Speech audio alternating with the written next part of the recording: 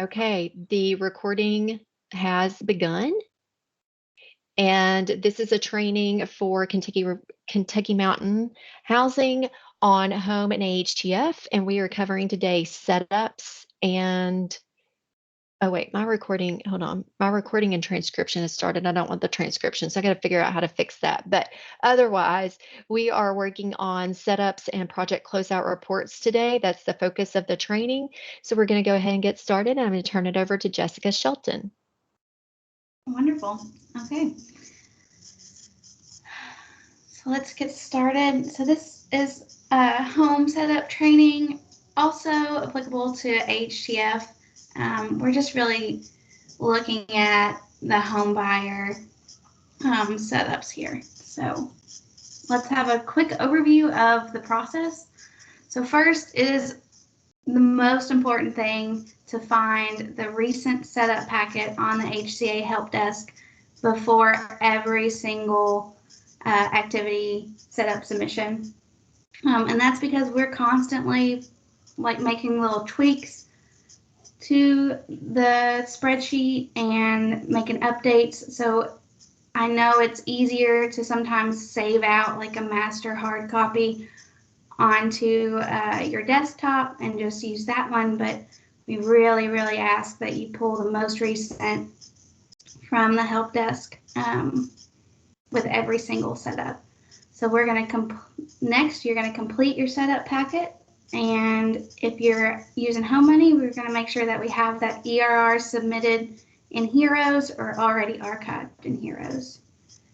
And then we are also going to make sure that we have all of our checklist items that we'll find on the setup workbook and submit those in PDF form and your Excel workbook to the HCA dev at kyhousing.org inbox, and then KHC HCA staff reviews.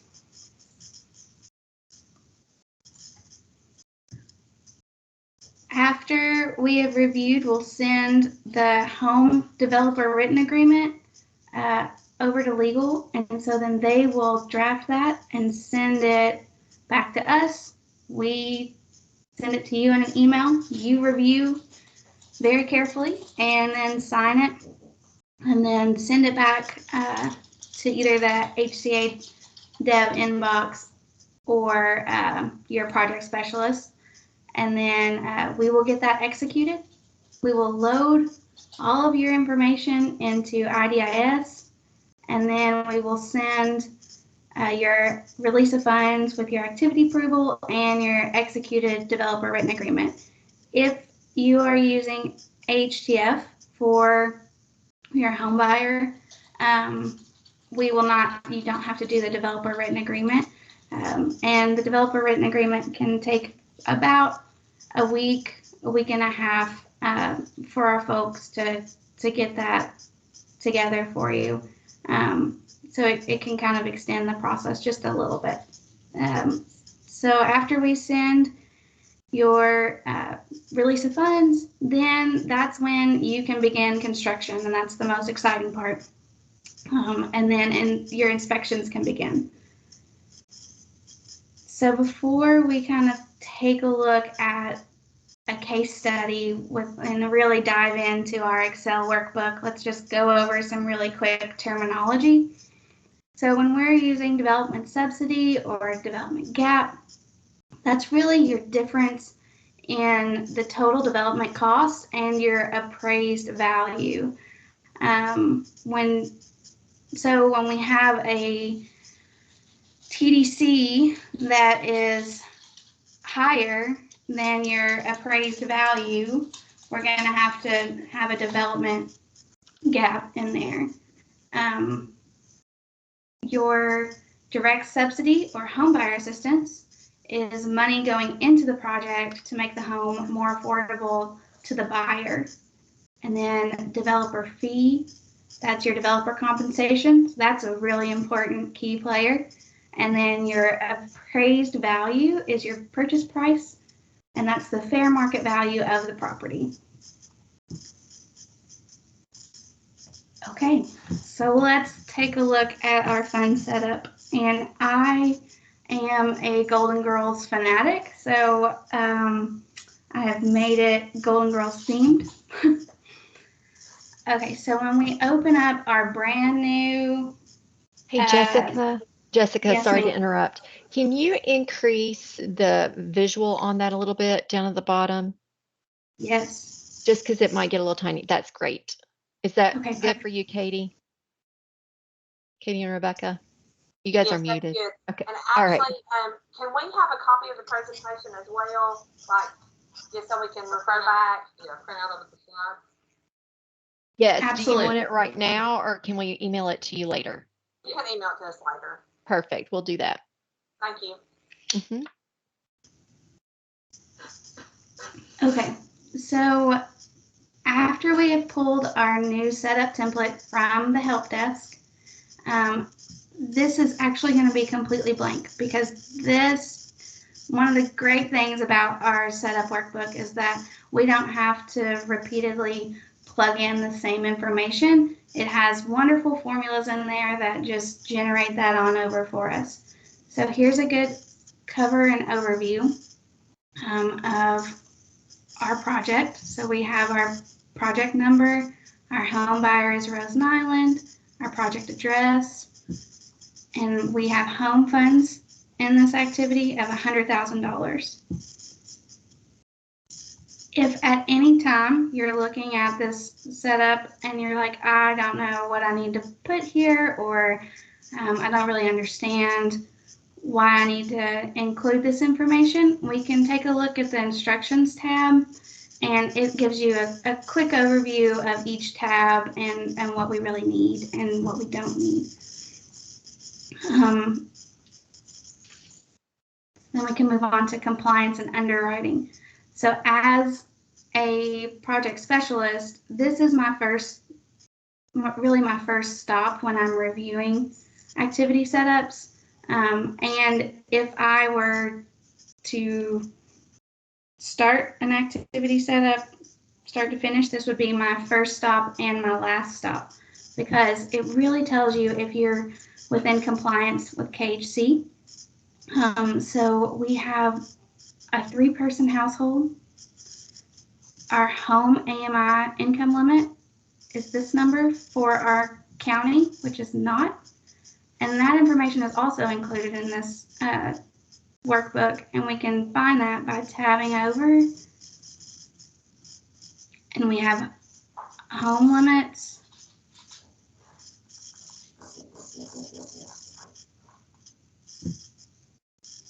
And that's the most recent home limit. And then here's AHTF home limits. So we're going to use home. So we are a 3-person household and we are not county. So we'll scroll down. And we're right there. So 39,150. So I will plug that information actually into a different tab, into our buyer affordability tab, but we'll just hold on to that information for right now. Okay, so here's our home buyer actual and our home sales price for new construction. So this tells me that it's within our home limits. If we had ARC in the project, here's our information for ARC, our KHC cost development cost standards. So for new construction contingency is minimum, we recommend 5%, but then we'll allow a max of 7.5. So this project has 6.4%, so we're within limits. And if we were not within limits, this would show up as a nasty red no.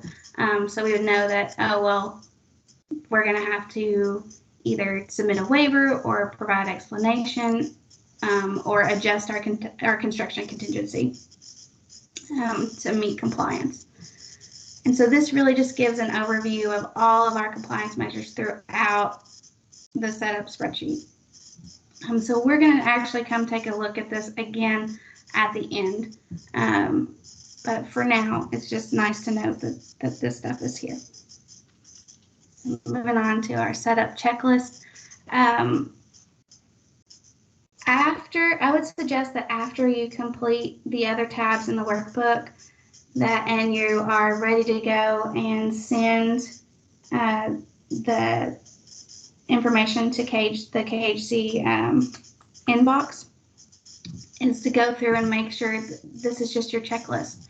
So I'm attaching my packet in Excel format and PDF format.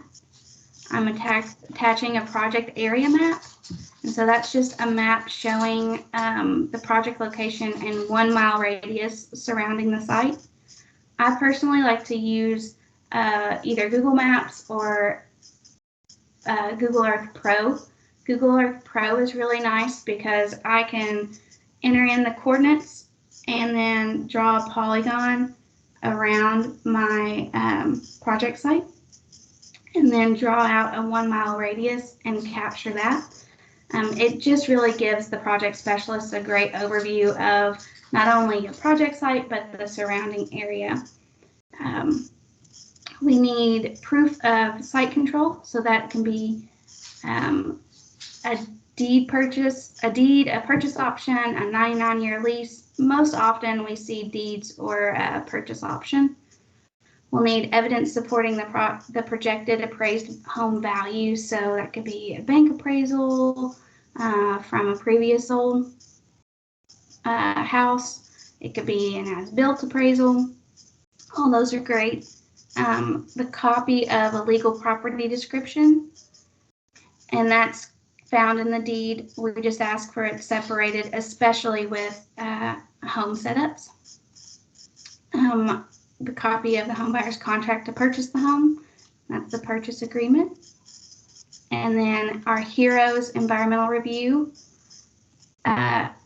All of our environmental reviews that are completed can be found in the HEROES archive, and it's a great practice to go ahead and include that link down here in the notes section, and any other kind of information that we might need to know about this activity as we're setting it up. So for instance, if we have a previously approved home buyer that's been set up, and then that home buyer has to drop out, and we're going to use Rose and Island's house Rose and Island is going to take over that property.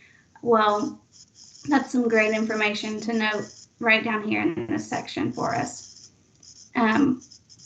We have a executed MOU with KHC's DCR Division for Inspections, and that's found on the help desk. And if you ever are struggling to find that document, it's linked in right here for easy access. So then we have an evidence of a clear title, a response letter from SHPO, and the flood certification. Both of those items, if you're using home dollars, they're already going to be included in your environmental review. I will note, however, that for AHTF, we still need the floodplain map included for all projects, and then the URA guide form notice, and if you are CHOTO, either your full CHOTO certification or your one-page recert.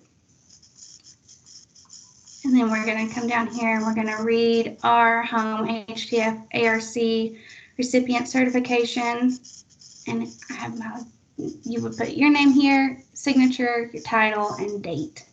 And then we can move on to project summary. Okay, so our developer is going to be Golden Girls Development. We're going to be a CHOTO, and our project address is that 111 Cheesecake Way. I've inputted our decimal latitude, coordinates, and longitude. This is really important to include because sometimes when you plug in, say, 111 Cheesecake Way into Google Maps, it'll pop up half a mile down the street when really our project location is completely different. So having those decimal latitude and longitude coordinates that's super important. Here is our home sale price based on appraised value. That's where we input that. And now our home buyer information, we have Rose Island, household of 3. Our income, which is pulled from that buyer affordability tab, so we don't have to re-input that. We do have a contract executed with the home buyer, and we are a CHOTO, and we are acting as developer.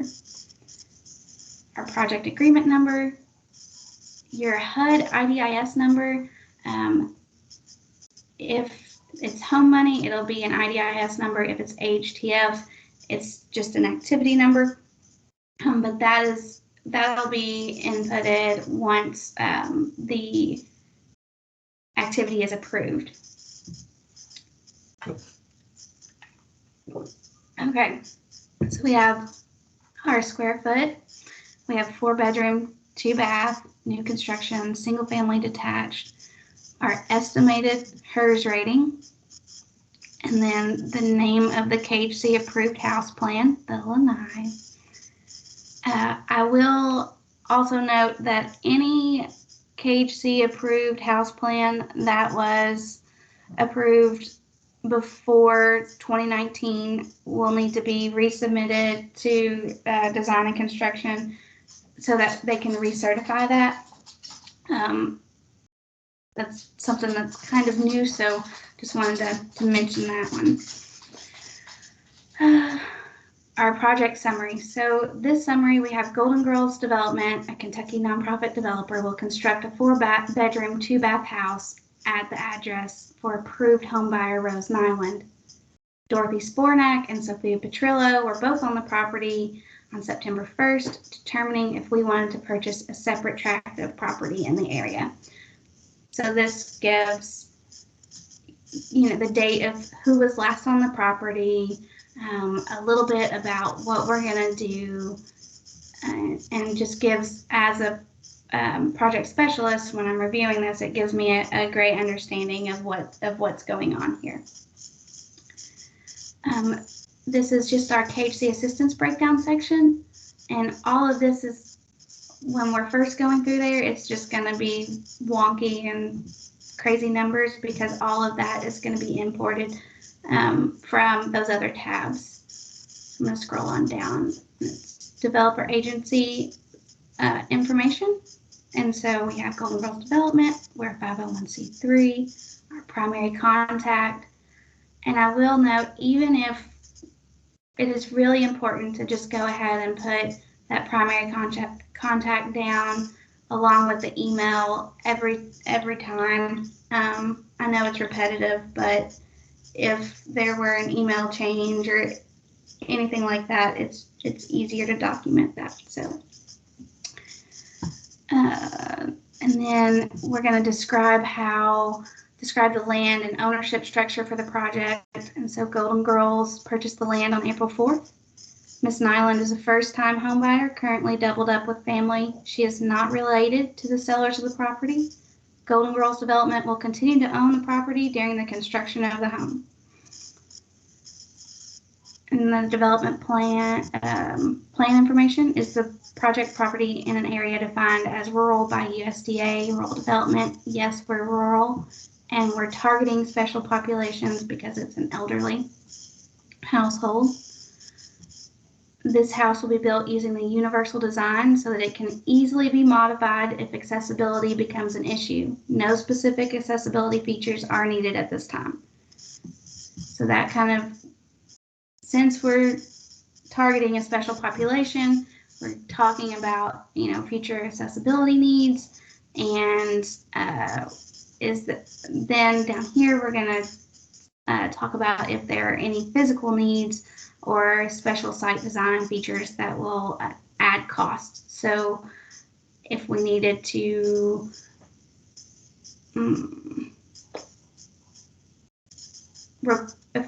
create a driveway, that would be something that we would need to address. So none of the property is a flat lot, and this is part of the Shady Pines tract of land that we have already purchased. Here is our development and draw schedule. So we acquired the property back in April. We are wanting to start construction in September. Those dates are a little off, but okay, September. And then our first draw is going to come $45,000. That's going to happen around November. And then our second draw, $45,000, is going to happen around January after the construction is complete. And then we hope to be finished with our project by March, and our final draw of $10,000 will come into play there. So this is really, we're not going to hold you to the set schedule. This is just for us to have an idea of, okay, here's their project timeline. Our market assessment. So we're going to describe how we determine the need for slash market demand for the proposed project. So we are currently working with over 300 families towards home ownership. Because we operate a scattered site home buyer program, the demand for the specific property is set when an eligible applicant selects that property. And how we arrived at the projected home sales price. So we intend to sell this home for its appraised value. The estimate is based on a recently completed appraisal of another home built by Golden Girls Development. The other home was also the Lanai plan, but was built in our Devereaux subdivision. So I am anticipating that this home built further from town will appraise for slightly less. Should the appraisal differ from the amount submitted, we will adjust the sales price to match the actual appraised value.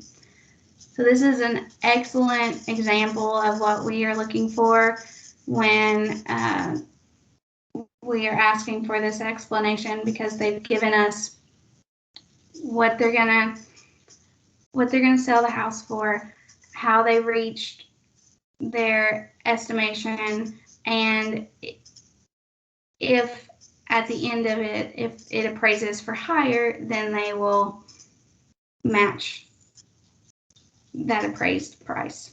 I have a question about that. Yes. We usually do our appraisals like at the beginning of the project before we submit. So if we do that, on that, would we just say the appraisal came in at this and that's what we're going to sell it for? Yeah, that's so you do an as-built appraisal? Yes, I guess Yes. that's what it is. Yes. Yeah, so you would just document that there and say our appraised value came in at this price and we intend to sell the property for that. Okay. Okay. Are there any identities of interest between project team members? And then if so, we really need detailed information here. Has any waivers already been issued?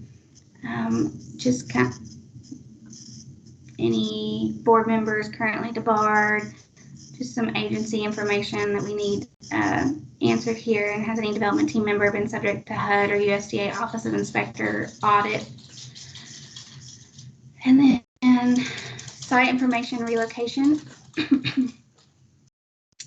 Can you all hear my dog walking back and forth? I'm so sorry.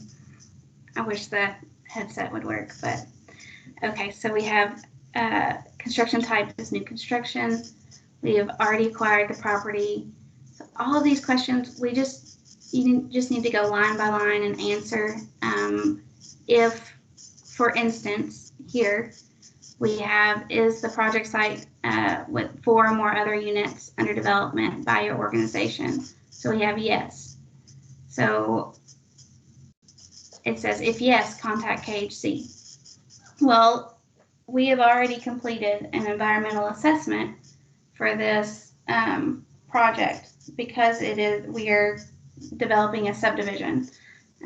So an environmental assessment takes quite a bit longer than an environmental review does. It's just a much more extensive assessment, and you have to have like a public comment period.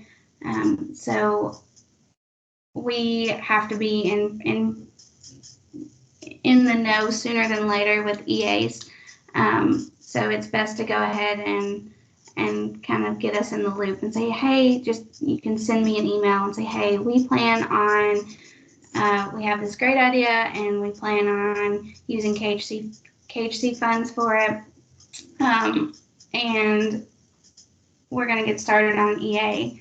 And that way it can just kind of be on our radar and we can get that process moving. Special project characteristics. Is the project area targeted by a local state government for improvements? No, we're not in a major disaster area for this one or in a preservation area. We don't have a brownfield redevelopment area around us. And the project is a conversion of non-residential to residential use. No, because it's already in a residential neighborhood. Was the purchase of the property by the developer an arm's length transaction? So that means the developer and seller were acting independently and have no relationship to one another. So that's going to be yes. If it's not, so let's say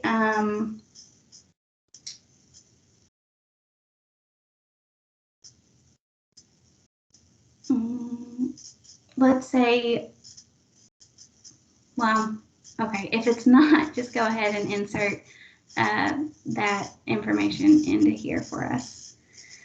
Will your development require any households to move temporarily? No, we're not going to need to relocate. We're not going to move folks permanently, and we're not going to have to move commercial occupants for this project.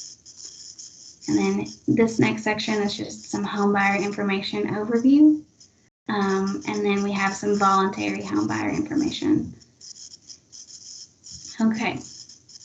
Next, we get to insert our numbers. So these top cells are pulling all from your project summary tab. So now we have development costs, and we've just our total pre-development. It just any and everything that you kind of need to input for your development. This is where we're going to insert it. If we don't have something listed, then section by section we have all other, and then we also have others, and then we ask you to specify, so you could input that information here and then your price. So our subtotal planned construction for this project is $160, but we're going to add in some construction contingency just in case. Let's say our lumber package is going to cost us more than the $44,000 that we are anticipating. So if the lumber package, let's say, came in at $5,000 higher than what we initially set this up for, we're going to use this construction contingency first to help cover that expense. And then next, so then let's say we use all of our construction contingency, then we can either put in, we could use total proceeds for that, or it could come from developer fee. There's lots of options. So then that makes our total construction cost with that $10,000 construction contingency at $170,498. Then we have some of the financing costs and seller's closing costs, and then we have our developer fee. So we're KHC, its compliance is either $15,000 or 15% of TDC, whichever comes first. So $15,000 came first here, and we're at 7.6% of TDC. So our total development cost comes out at $197. Our home sale proceeds, what we're selling our house for, is $125. So that means that we have a gap of $72,424. If we were to do acquisition, rehab, resale. So that is us acquiring a property, rehabbing it, and reselling it. We would input all of our rehab scope items here. So our earthwork, our roof work, chimney repair, overhangs, fascia, gutters, downspouts, sidings, exterior wall covering. And if we do acquisition, rehab, resale, and we use home money, we still need an ERR. It looks a little bit differently than a new construction environmental review. And we will also send, our project specialists have an extra step. We would send this rehab scope to our design and construction team to take a look at and approve before we can send that release of funds. So just wanted to note that here. Okay. So now we get into our sources and uses. We have our summary of our development costs, and our TDC is populated here. We have our home sale price.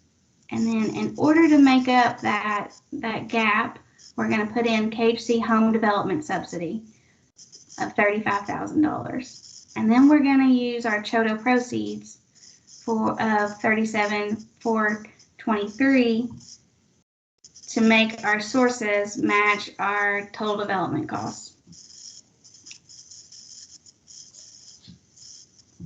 Next, we have our interim construction financing.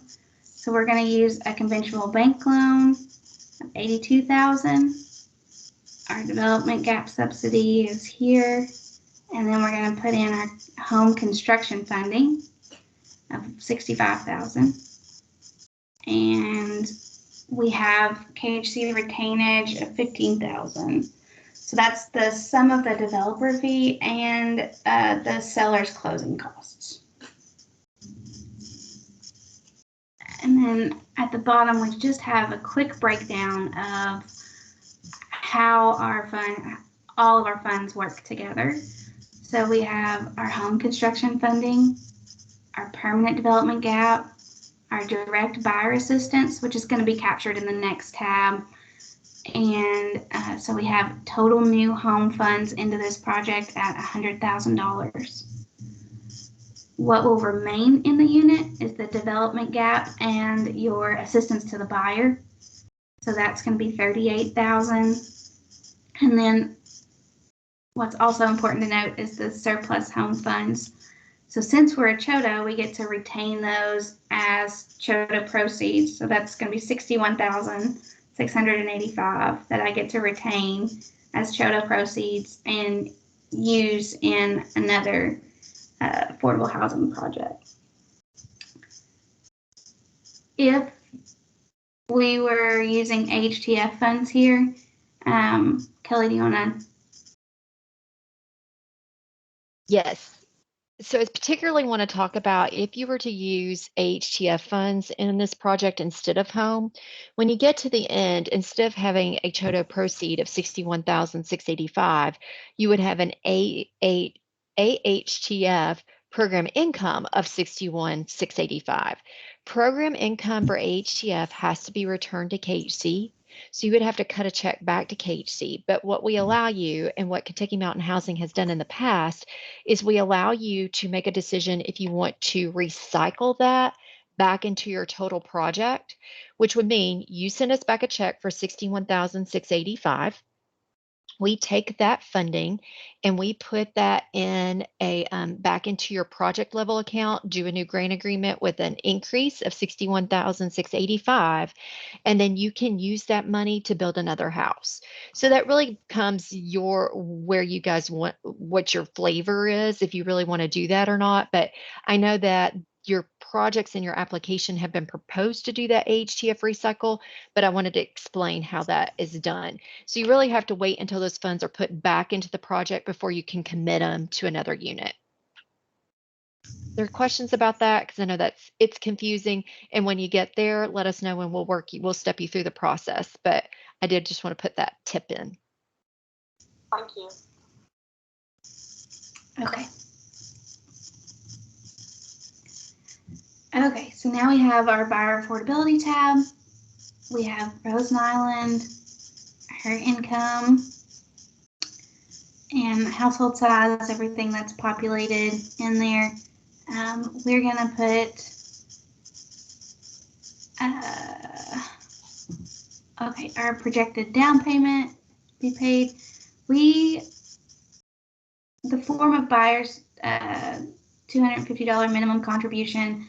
So they can put $250 towards closing costs, towards down payment, towards homeowners insurance, or sweat equity. So just make sure that we remember this drop down over here. So we have sweat equity credit here. We have our Golden Girls match here, and then we have our KHC home buyer assistance. That's where we're going to plug that number in, and it's a $1,000 minimum for home projects. So we meet that because we're at $3,000. So our first mortgage is $123, and we are going to have a 1% interest rate on that for 33 years. So that makes it $365. We're estimating $117 property taxes, $65 in homeowners insurance. So total monthly mortgage payment of $547. So now we have our housing to income ratio. And KHC limits this between 20 and 29%. So we see that we are within limits here. And our other monthly contractual debt, that's going to be $367. So if we have a car payment or anything like that, and that's going to affect this back end ratio, which is your debt to income ratio. So we're at 35.2%, and KHC's limits there are the 20% to 41%. And if student loans, it kind of increases it a little bit more, so we're at 20 to 50% there. Okay. Then our buyer income, we're going to put in, and this is any wage earning individual in the household. So Rose has a checking account. She has $530 in that checking account. And then we have another checking account with $7,000 in it. So we're capturing all of our assets here. If we don't have assets, we just make sure we include the family member name and just put none. And then our gross annual income, we have our family member name, our wages, and then it looks like she receives child support of this total. So then that is calculated into her total here, and she's still within the home limit. So we are good to go. And then it looks like we've done income and asset verifications monthly throughout this process. Lead-based paint. We will need this page printed or made into a PDF and signed, and you'll include that in your setup packet, which is one of the checklist items. So then I would be like, okay, I think I've reached the end. So I'm going to go back to my compliance and underwriting tab, and I'm just going to make sure that I'm within all of my limits here. So we have appropriate construction contingency, we have our developer fee, we have our contractor's fees and our KHC retainage, our anticipated HERS rating, our permanent development gap subsidy, and that is limited based on our HERS rating table, and there's a little, if we scroll all the way down, we can find that HERS rating table right here. So we have max development subsidy based on our HERS rating. So 55 or below is at 35% right now. 35,000 right now. And we've extended that past this date, correct, Kelly? Sorry, I was on mute. Yes, we have. And actually, we have, there was a pen that came out, I think in the beginning of August, that even you can ask for a waiver to go above those amounts. We actually increased the 55 or below to 45,000, 56 to 65 to 40,000, and 66 or higher to 35,000.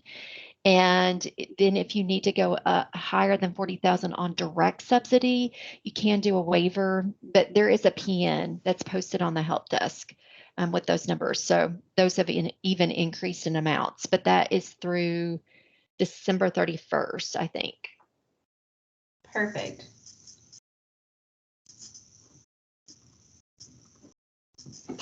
Okay.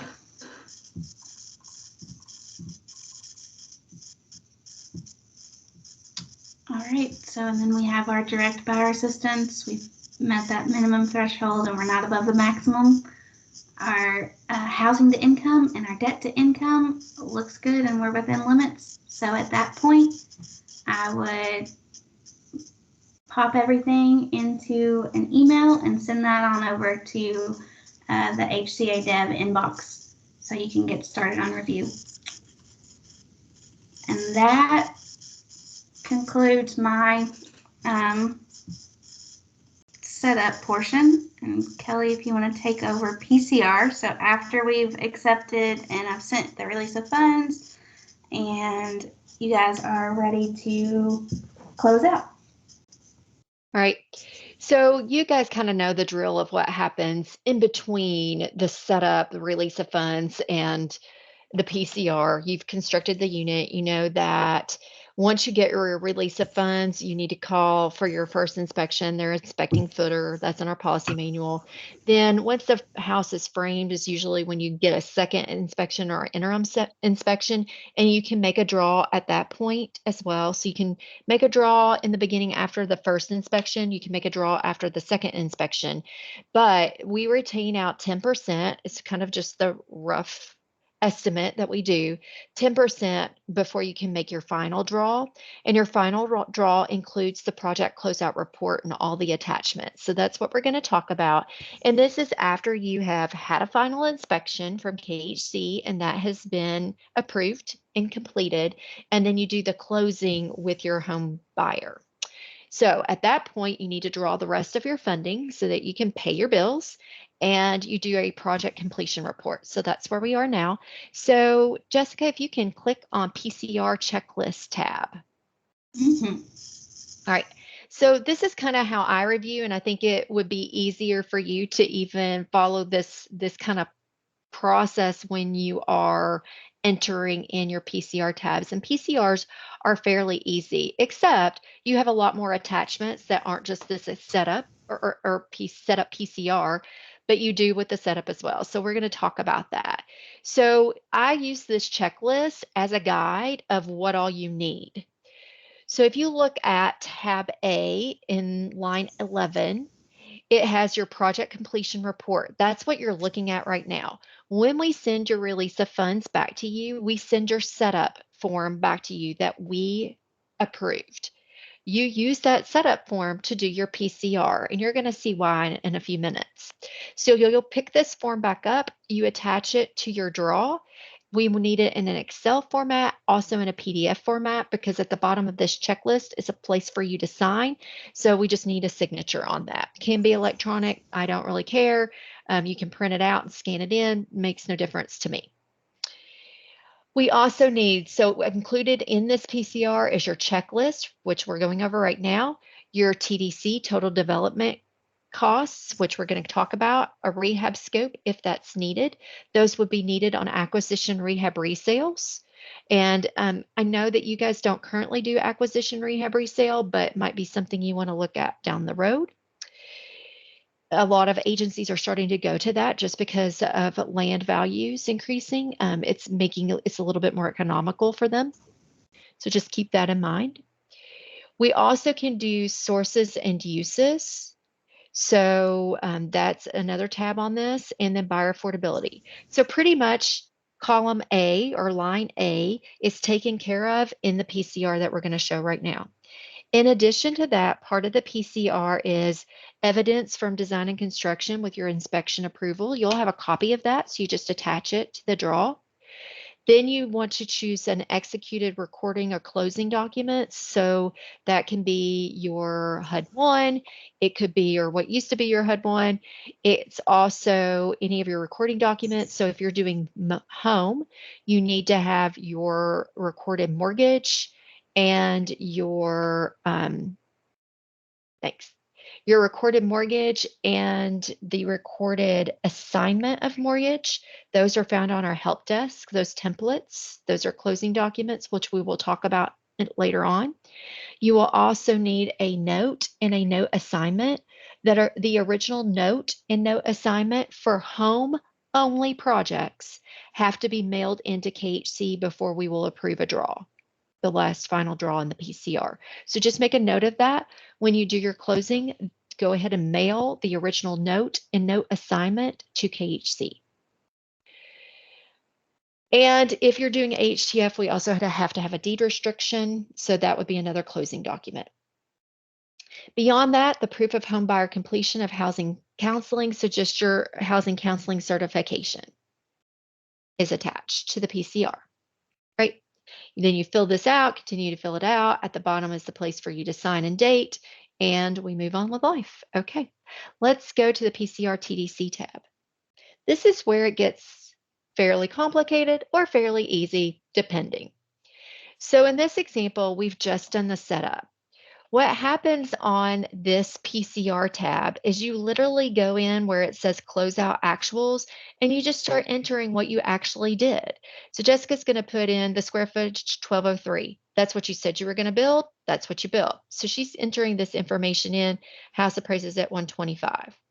So you can see that there's nothing really to explain. There's no variance. You just enter these in. So for simplicity's sake, I'm going to have Jessica just enter the amounts as they were entered on the setup. So basically what we're doing for this example is what was entered on the setup is what we have in your PCR tab. So everything's going to be exactly the same. However, while she's entering those in, if you had a case where, let's say, on your site utilities that she just entered for $5,601, if that came in at $6,000, you would enter $6,000, and then you would go to column L on that same line and just explain, oh, costs were just more expensive than what you had originally anticipated, and you move on with life. We do require contingency. Jessica talked about that. We require contingency. So in any case where your costs go a little bit above and beyond, that construction contingency kicks in and covers those costs. So you can see how easy this is. You basically are just, again, entering what you said you were going to do. So Jessica's doing that for us so we can just see what that looks like.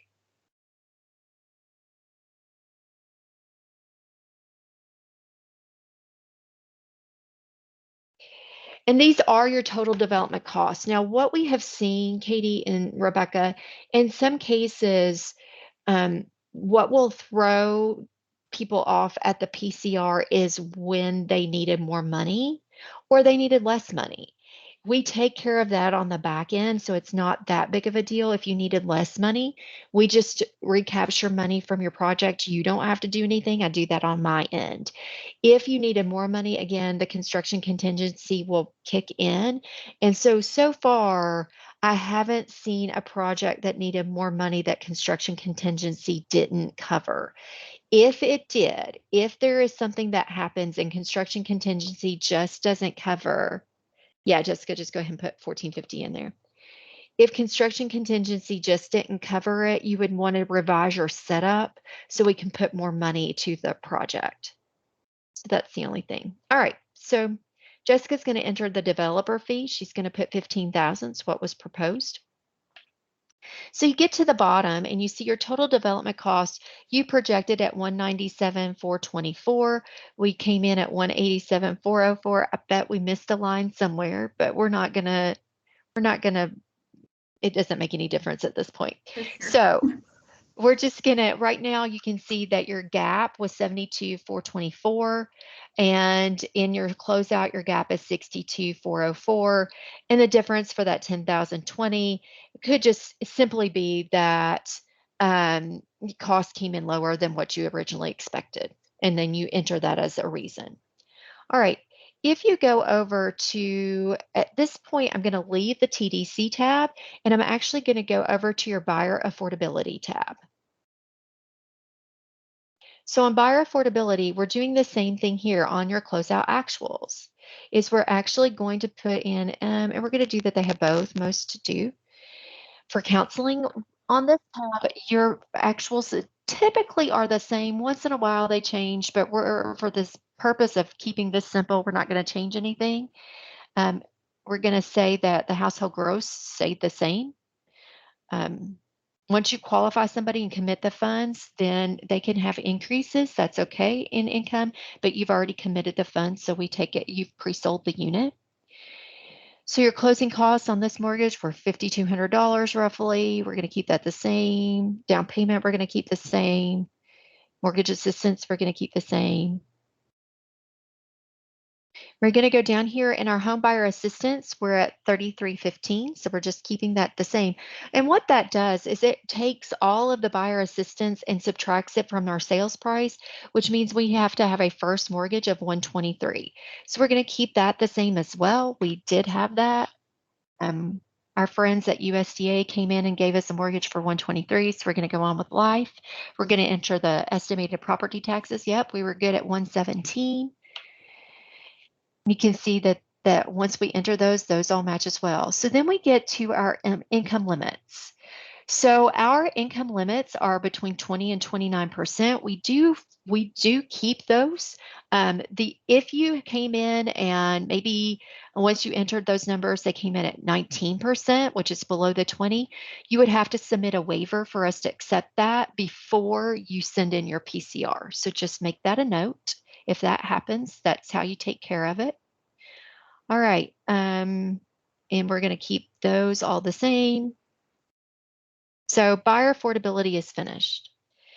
That tab is important to do before you go to your sources and uses because it's going to help you when you get to the direct subsidy line on sources and uses. So now we're going to click over to sources and uses. So on sources and uses, we're basically doing the same thing on this tab.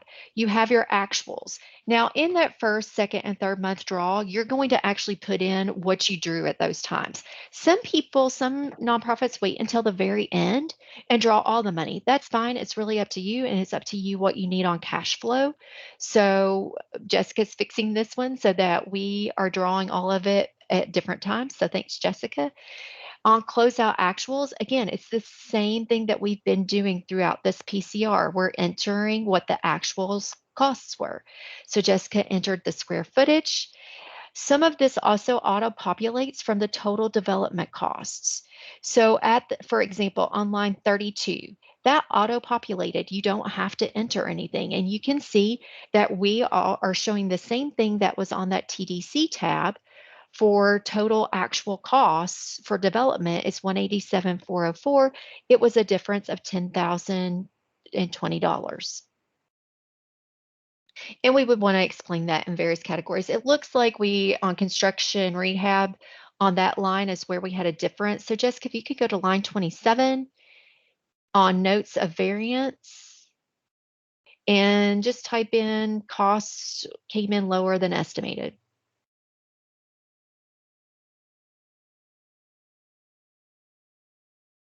Perfect.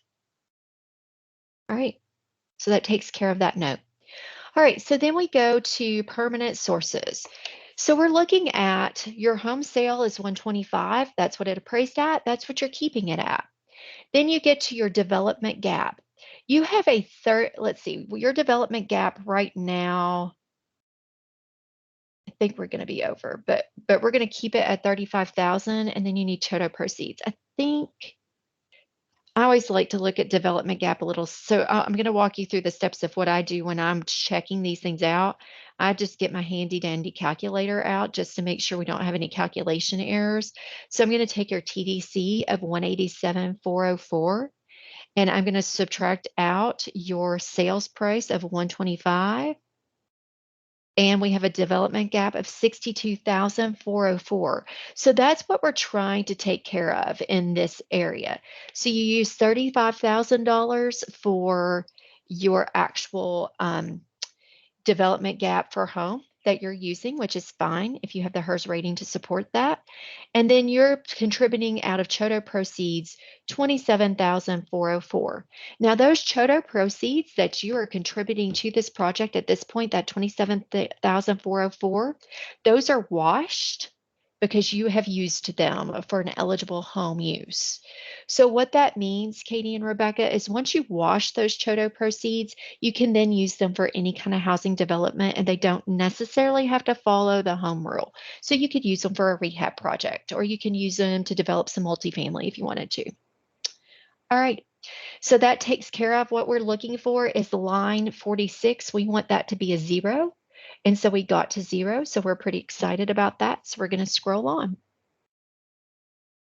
All right, when we get to this, what we are looking at now is how did you actually fund this project for the interim construction financing? So you can see on line 56 that 35,000 is already auto-populated. That is how much home that you used for this project. Jessica is showing that there is a conventional loan of 82,047. So she is putting that in. We get to a construct, but look, if you look at the bottom, we have this still pretty big gap. So what that means is that the 82,000 and the 35,000 is just adding up to 117.47, and we really need to hit a target of 187. So at this point, you may have to, you've got some unused home, right? So you had $100,000 of home that you've booked to this project, but you only have $35,000 to cover the gap. So what we're going to put in here is the difference in 100,000 and 35,000 of your home, which is 65,000. So you're going to put that on line 61 is fine.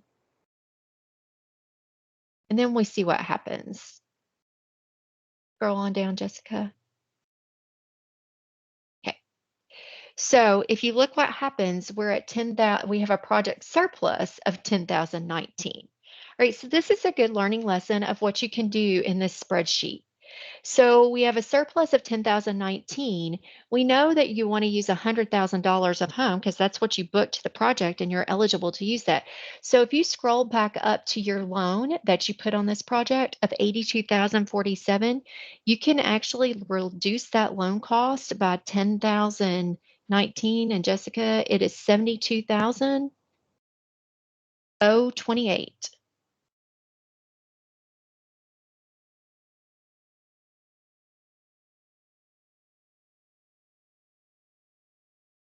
All right. So we're at 0. And that's where we want to be on line 64. And just, I always like to do this. I do this when I'm checking.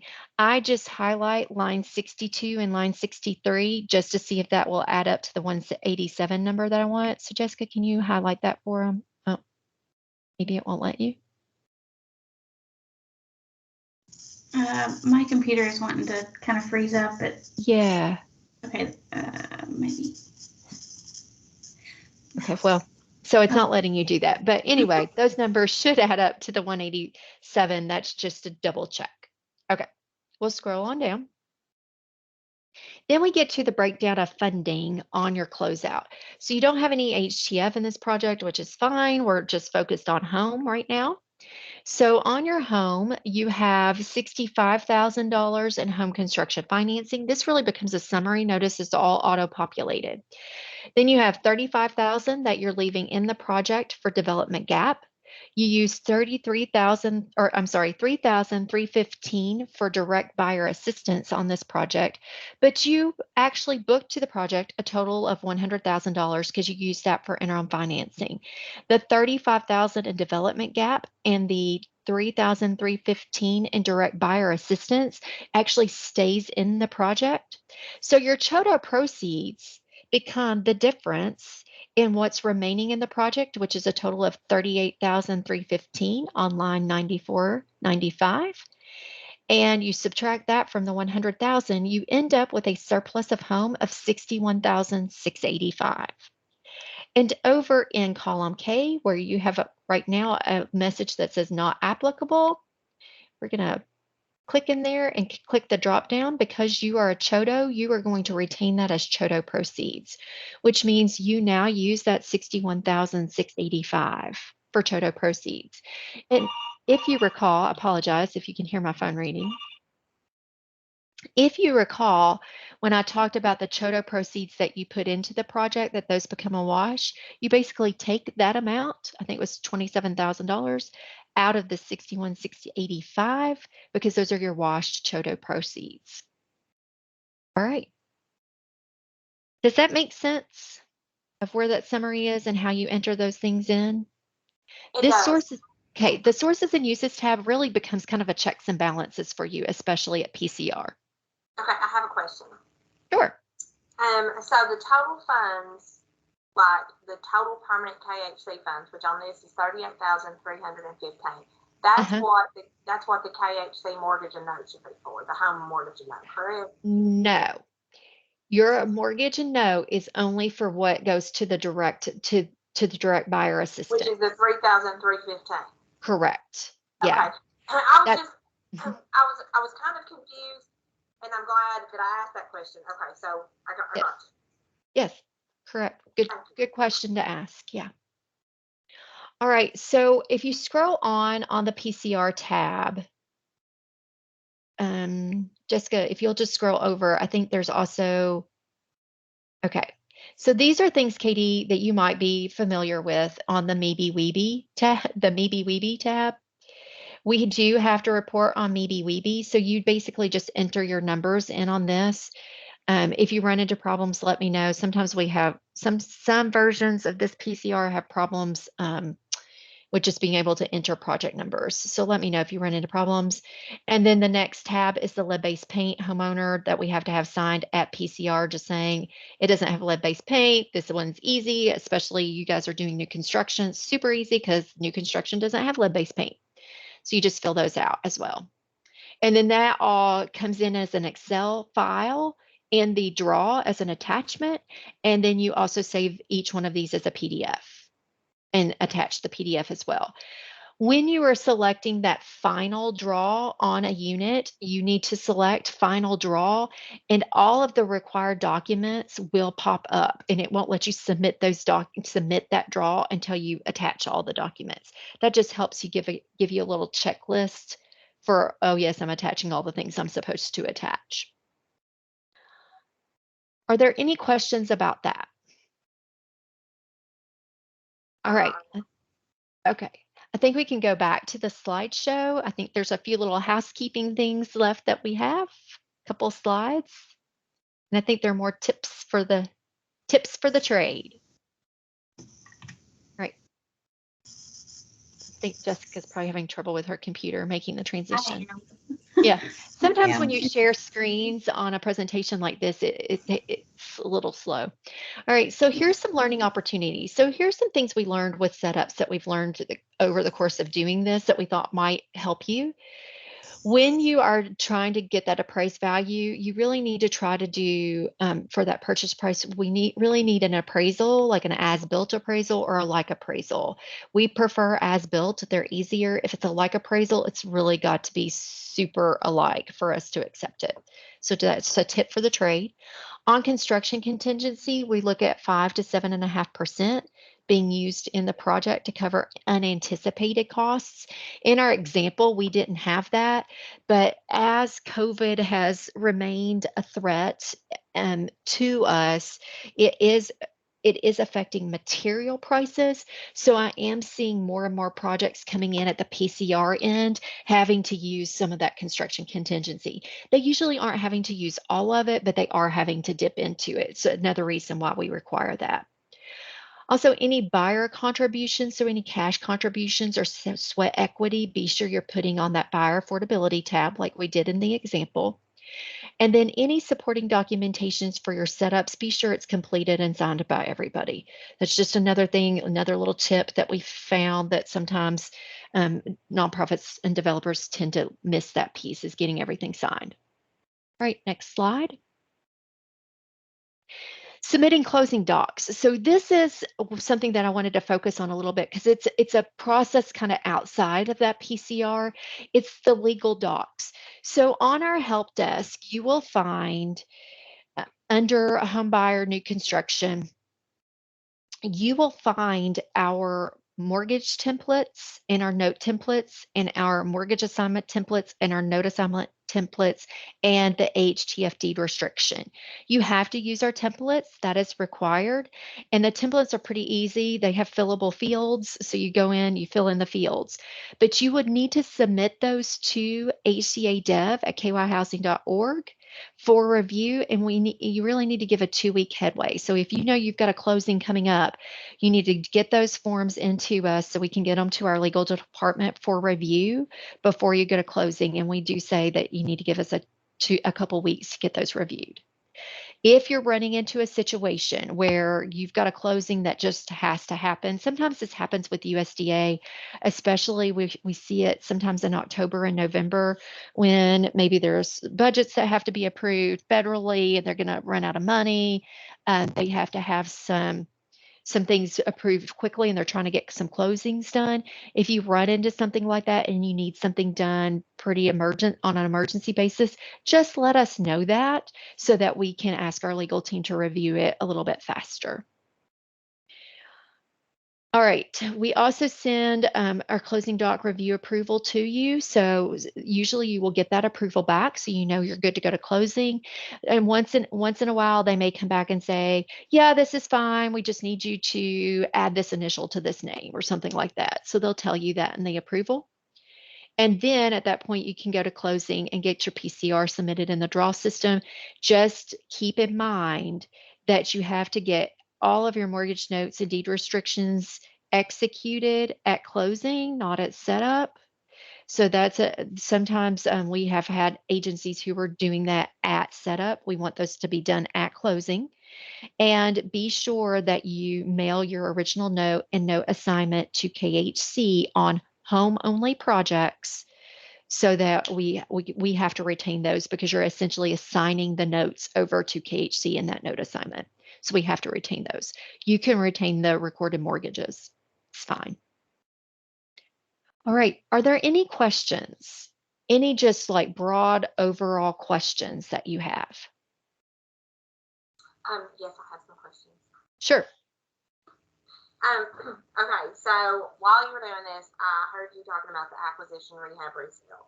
So we can do that now.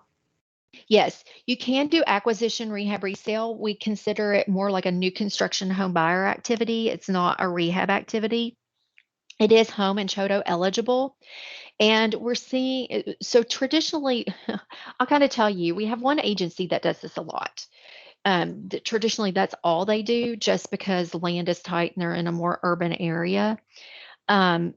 And so what they do is they do it a couple different ways. Sometimes they go out and they buy the properties, pre-sell them, then they rehab them, and then they close on them.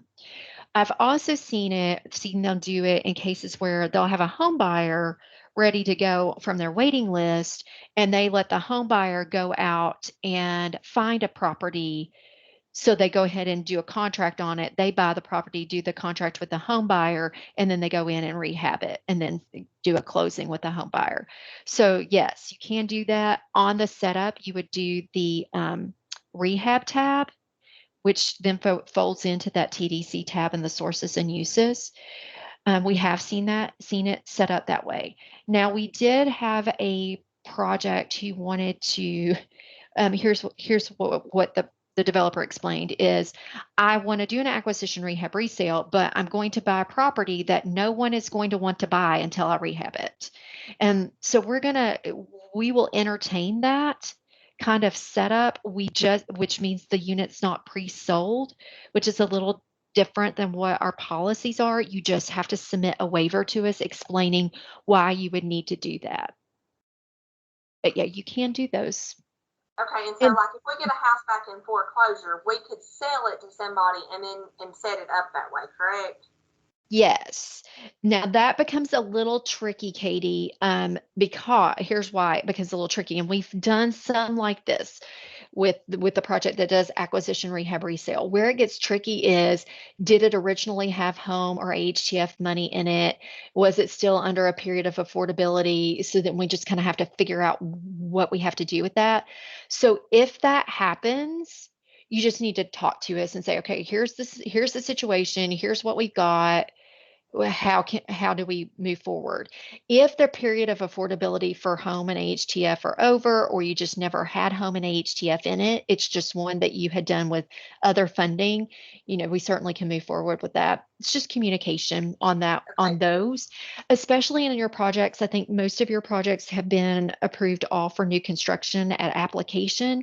So if you want to veer from that and fold in an acquisition rehab resale, we're not opposed. We just have to do a waiver to get that approved. Okay. Well, the majority of the houses that we get back are way past the limit of affordability. I mean, of the Mhm. AHTF and home money in it. That's the reason I was questioning Yeah. that, just Yeah. to make sure. Yeah. Okay. Yes, And then we let's have done see. some.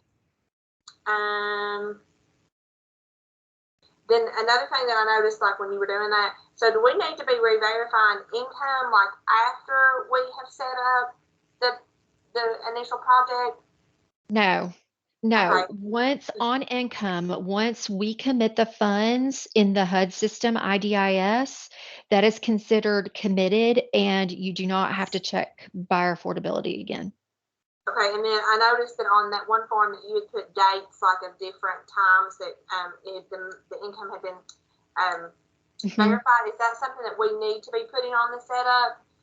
Yes, because it is something that we need to check, because we're just checking to make sure that, I think before we can commit funds, your verifications have to be within 180 days. So that's what we're using those dates to verify that that before we commit the funds in the HUD system, that they have been verified within 180 days. Okay, Yeah. so what the question that I usually, like the one that I keep, or that has in the file, is like usually just the last month's income. So do I need to keep all of them and then just mark it like when it was checked, or is that okay if we just do it within the last 180 days? The last 180 days works. Now, I'm just going to say, I think you probably have a best practice, and I don't know that I would veer from that. That you're just checking it up until the time that you commit. I don't think that's a bad thing at all. Okay. So, I mean, if I were doing it, that's what I would do, especially on income, because it's easy to get, right? Yes. If it were something like, I'd say that on earned income. If it were something like maybe disability income, where it's a little bit harder to get, if you have something that's within the last 180 days, then I think that is okay, and it's perfectly acceptable. But that might be harder for you to get a more recent stub on, correct? Because you're getting a determination letter. So in cases like that, you may go out 90 days, um, and that's fine. If I were you on earned income, I would pull it the last month and just Okay. make sure that it's correct. Yeah, Okay. that's And just then me. okay, then I have another question on the acquisition rehab Hmm. resale. Okay, if we did one of those and we let the home buyer pick it, is there a limit on Hmm. the is there a limit on the amount, like the amount that they can have? Like, is it still Yes. in the affordability? Yeah, so what happens when you're purchasing a property like that, you have to stick to the home limits, the home purchase limits. And I think it went up a little bit. I think we've got a tab on that. So the home limits, it would have to stick with that for the actual purchase of the house and Mhm. the rehab. Yes. So Jessica just pulled, so the tab is in the setup, and this was effective June 1st, 2021. So give me one of your counties and we'll look at it. Clay County. Yeah. So it's coming in at 147. Okay. Which And I these know actually, would go in yeah, where, these, these went up just a little bit. Okay. Because I had worked with somebody else on this, that they were going up they went up in June. And so he was actually waiting on purchasing a house because they were going to increase in June. Yeah. And then my last question is the sweat equity. Can we use that and not the down payment, or both, or does it still have to be the $250 down payment? I'd have to go back and check our policy manual on that question. Okay. Give me a second and I'll look it up.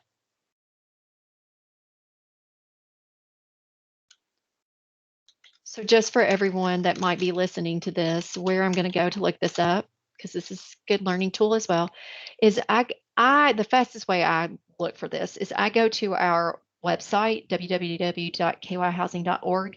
And on that website, there's a quick links button. I hit the quick links button and there's a contact HCA help desk. Now, what happens when you hit that, it comes up like you're going to submit a request to the help desk. You don't have to do that. There is a little place above the submit a request that says Housing Contract Administration Help Desk. I click on that, and then you can go to any topic. So when I get to the help desk, I am scrolling down to the Homebuyer Development tab, where we have a tab for Homebuyer Policy Manuals, and I'm going to look at the 2020 manual. We have 2019 and 2018 on there as well. So if you have a project funded in those years, you can go consult those. And I'm going to see if I can just do a quick search on sweat equity in the document.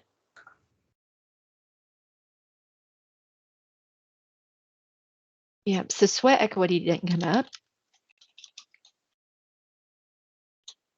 So on our 250, it has to be a minimum of 250 for liquid assets. I'm reading the policy.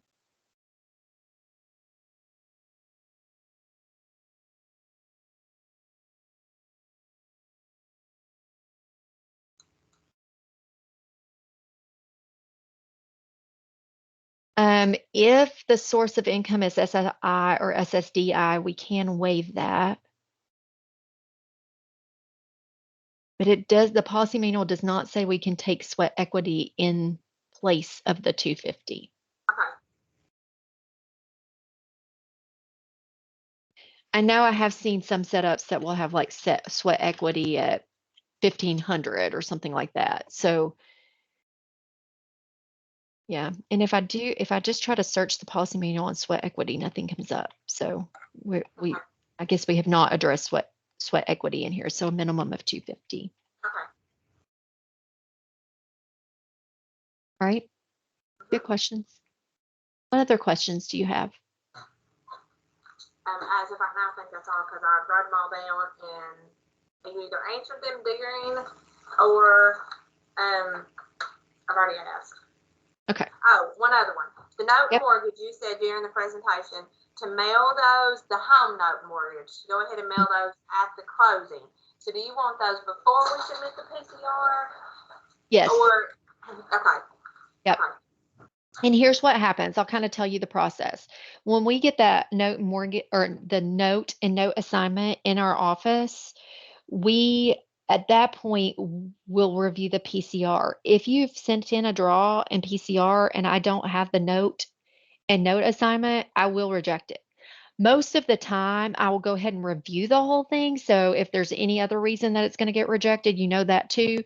But I will reject it if we do not have the original note and note assignment in the office when I review. Yeah.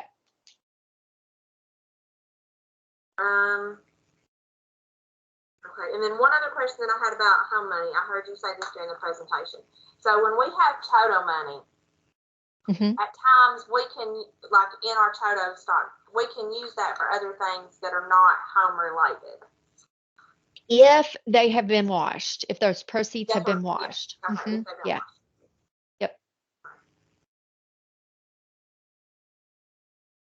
Okay. Okay. And you covered that one too, when like with the wash, how it washes. Yeah, in the how it washes. Oh. Okay. Yeah, I think that's all that I have. Okay. All right. Was this helpful? I do want that feedback. Was this helpful? Very. Okay. All right. I'm going to go ahead and stop the recording at this point, and then we can take any other project specific questions.